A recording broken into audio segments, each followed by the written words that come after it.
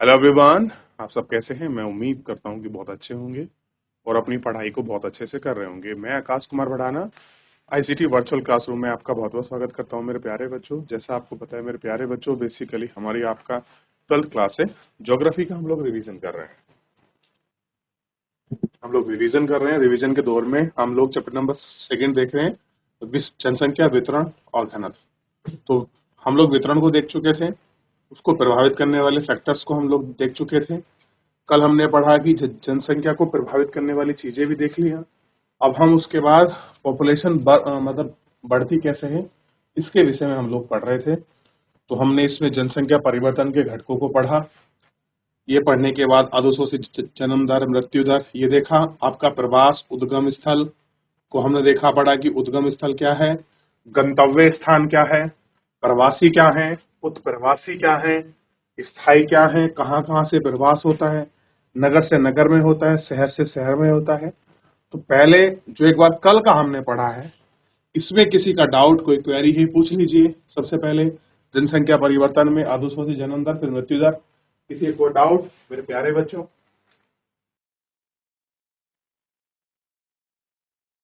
देख लिया? चलिए नीचे वाला देखिए, अधोशोषित मृत्यु दर वाला। तो उसका प्रवास पर आज हम लोग बात करके चैप्टर को समापन करेंगे। देख लिया? आगे बढ़ जाएं।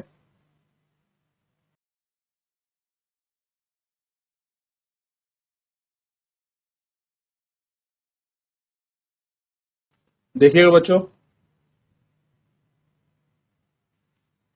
अब हम प्रवास में उद्गम स्थल, गंतव्य स्थल को आपका देख सकते हैं। और मैंने ये भी कहा था कि गंतव्य स्थल पर जनसंख्या कम होती है और गंतव्य स्थान पर ज्यादा होती है।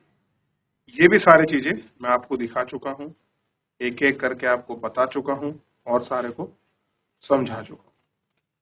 तो इतना हम लोग इसमें बहुत अच्छे से आपका देख पाए। देख लिया? अच्छा, अब मैंने कल कहा था कि आप थोड़ा सा आप इसमें प्रवास, उत्प्रवास को देखिए। प्रवासी जो किसी नए स्थान पर जाते हैं वो अप्रवासी, उत्प्रवासी जो एक ही स्थान से बाहर चले जाते हैं उसको हम उत्प्रवासी कहते हैं। ठीक? क्या आप लोग सोच सकते हैं कि लोग किन कारणों से प्रवास होता है? अब क्या ऐसे कारण हैं कि किन कारणों से प्रवास होता है? तो उसमें आपके कुछ फैक्टर हो सकते हैं, कि चीजें हो सकती हैं। ठीक? सबसे पहले किसी में बेहतरीन सामाजिक जीवन जीने के लिए ये सारी चीजें होती हैं। प्रतिकर्ष, अपकर्ष, बेरोजगार, रहन सहन की निम्न दशाएं, राजनीतिक उपद्रव, प्रतिकूल जलवायु, प्राकृतिक विपदाएं, बीमारी, सामाजिक आर्थिक पिछड़ापन जैसे कारक को कम अपकर्ष होता है। जहां पर राजनीतिक अनस्टेबिलिटी हो, अच्छी क्लाइमेट ना हो, नेचुरल जहां पर आपदाएं, भूकंप, बाढ़ इत्यादि आते हों, जहां पर बीमारी आपकी ज्यादा हो, सामाजिक पिछड़ापन हो, ये सारे कारण होते हैं किसी जगह को कम आकर्षक बनाने के। इसलिए क्या लिखा है? प्रतिकर्ष कारक। और अपकर्षण का काम है बेहतर अवसर और रहन सहन की अच्छी दशाएं, शांति, यथावस्था जीवन की संपत्ति, अनुकूल जलवायु के कारण गंतव्य स्थान को उद्गम स्थान की अपेक्षा अधिक क्या मानते हैं? आकर्षक। ये भी मुद्दा मैंने आपको दिखा दिया, क्यों ऐसा इसको जाना। देख लिया आपने?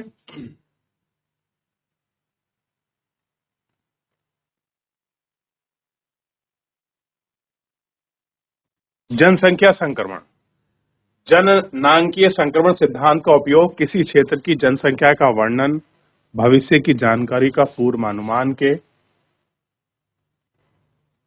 लिए किया जाता है। यह सिद्धांत हमें बताता है कि कैसे ही समाज ग्रामीण, खेतिहरी और आंशिक अवस्था में उन्नति करेगा, आर्थिक और साक्षर बनेगा। किसी प्रदेश की जनसंख्या उच्च जन्म दर और मृत्यु दर से निम्न मृत्यु दर में कैसे परिवर्तित होती है, यानी कहीं पर आपका जन्म दर है, वो कैसे आपका उच्च मृत्यु दर में बदल गई, वही जनसंख्या कैसे आपका निम्न दर से आपका निम्न मृत्यु दर में बदल समझने का प्रयास करिए। बर्थ रेट हाई है और डेथ रेट भी हाई है, यानी कि जितने बच्चे पैदा हो रहे हैं लोग उतने ही मर रहे हैं।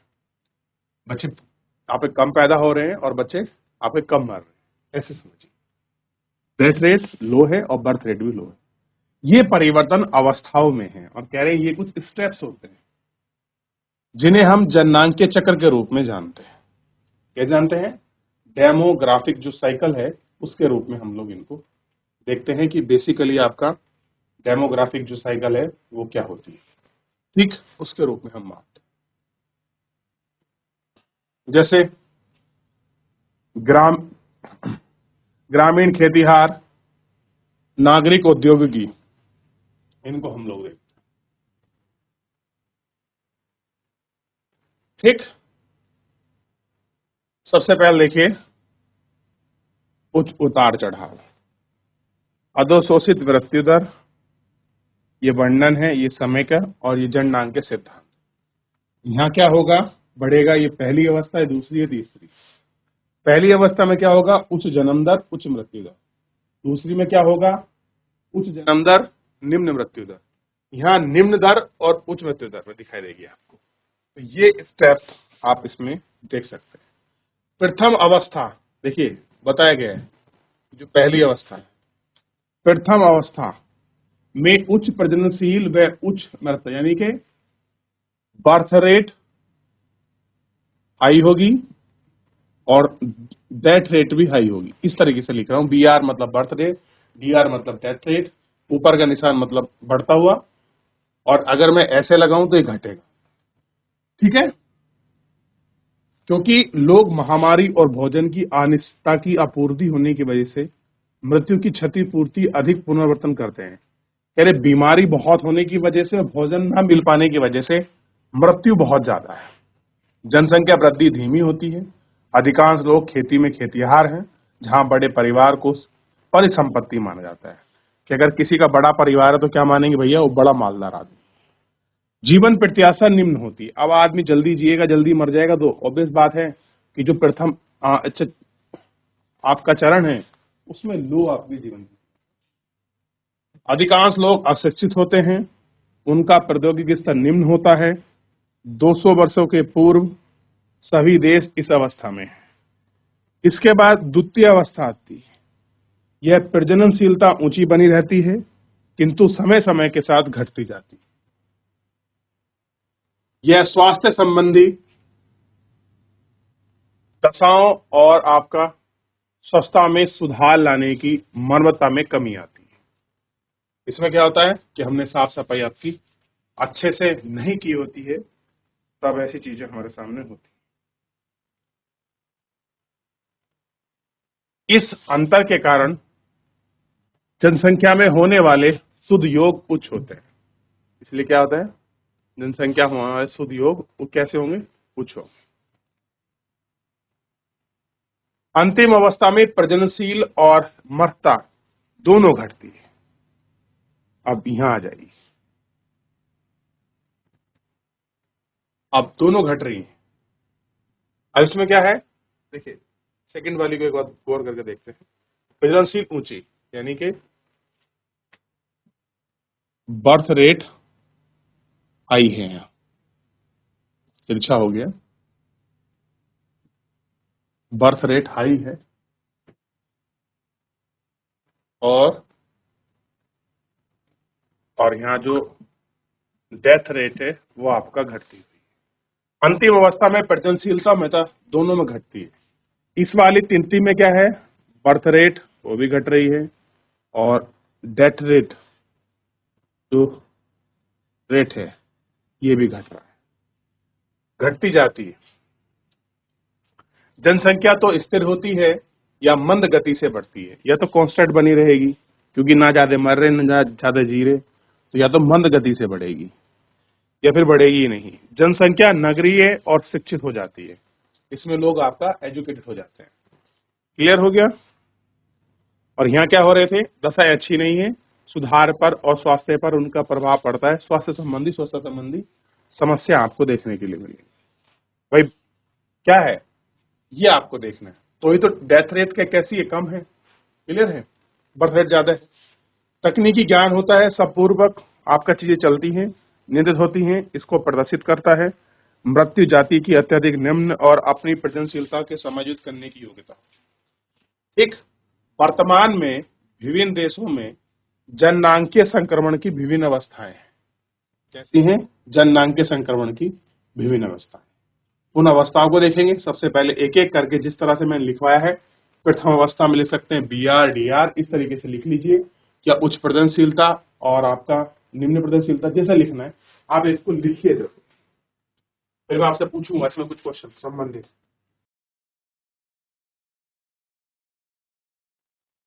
चलिए हो गया, आगे बढ़िए, इसको लिखिए, फिर इसमें आगे बढ़ जाएंगे। जैसे ही आप इसको लिख लेंगे तो हम इसमें आगे बढ़ेंगे, ठीक है। देखिए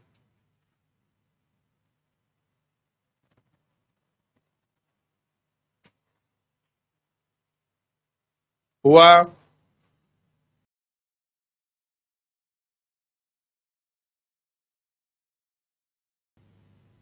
चलिए वर्तमान में विभिन्न देश जननांगीय संक्रमण की अवस्थाओं में।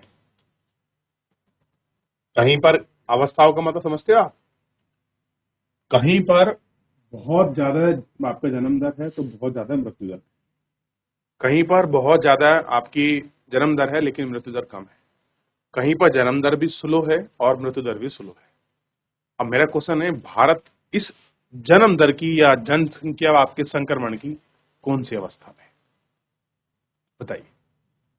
थोड़ा पढ़ोगे, महसूस करोगे तो चीजें, आंसर खुद निकलेगा आपके अंदर से। कोई ऐसा कठिन काम नहीं है कि आप आंसर ना कर पाओ। देखिए, परिवार नियोजन का काम बच्चों के जन्म को रोकना अथवा उसमें अंतराल रखना।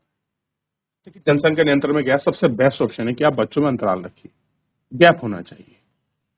परिवार नियोजन सुविधाएं जनसंख्या को वृद्धि को सीमित करने, महिलाओं के स्वास्थ्य को बेहतर करने की मुख्य भूमिका निभाता है। दो चीज है, एक तो जनसंख्या की वृद्धि सीमित होगी, लिमिटेशन आएगा, और दूसरा आप क्या कर रहे हैं, महिलाओं को स्वास्थ्य को भी संबंधित चीजों पर आप उनको बढ़ावा, क्योंकि जब महिला आपका डिलीवरी होती है तो वो आपका उनसे स्वास्थ्य संबंधी बहुत सारे विकार, बहुत सारी परेशानियां उनको होती, उसकी वो बात कर रहे हैं। उसके लिए प्रचार करिए, गर्भ निरोधक जो आपकी चीजें आती हैं आप उनकी सुगमता से उपलब्ध कराइए। बड़े परिवार के लिए कर निरुक्ष उपाय कीजिए, उन पर टैक्स वगैरह लगाइए।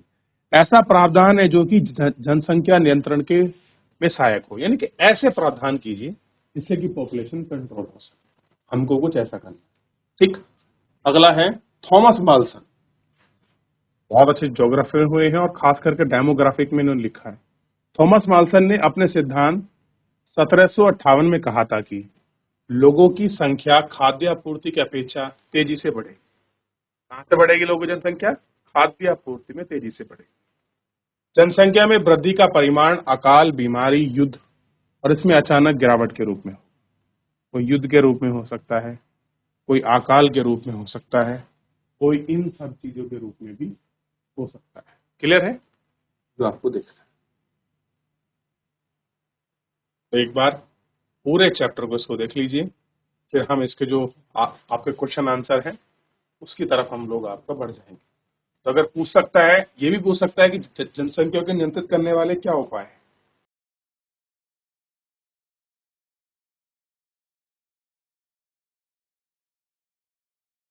चलिए आगे बढ़ जाते। निम्नलिखित में से किस महाद्वीप में जनसंख्या वृद्धि सर्वाधिक? देखिए किसमें है, मुझे बताने की जरूरत नहीं है। अगला है, निम्नलिखित में से कौन सा एक विरल जनसंख्या वाला क्षेत्र नहीं है, यानी कि जहां पर कम जनसंख्या नहीं पाई जाती, कौन सा ऐसा क्षेत्र है? निम्नलिखित में से कौन सा एक प्रतिकारक नहीं है, निम्न में से कौन सा सही नहीं है? अब आपको बताना है और आप करेंगे तो ही इनको बता पाएंगे। चलिए देखिए,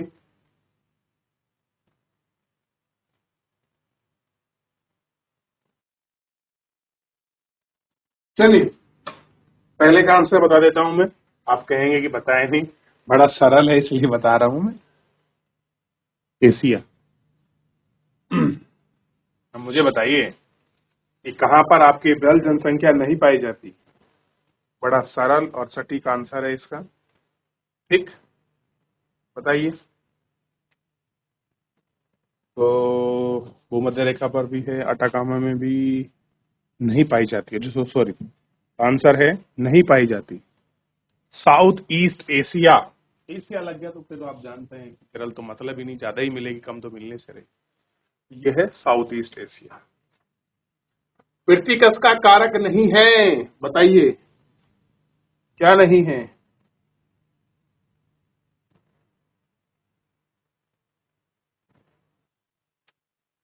ठीक है, देखिए दोनों हो गए हैं, दो का और आंसर दीजिएगा, फिर आगे बढ़ेंगे। देखिए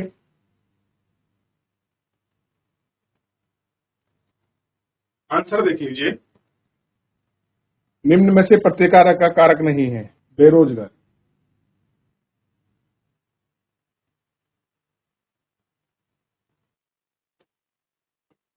आगे बढ़े। 5 अरब से 6 अरब तक बढ़ने के लिए जनसंख्या को 100 वर्ष लगेंगे।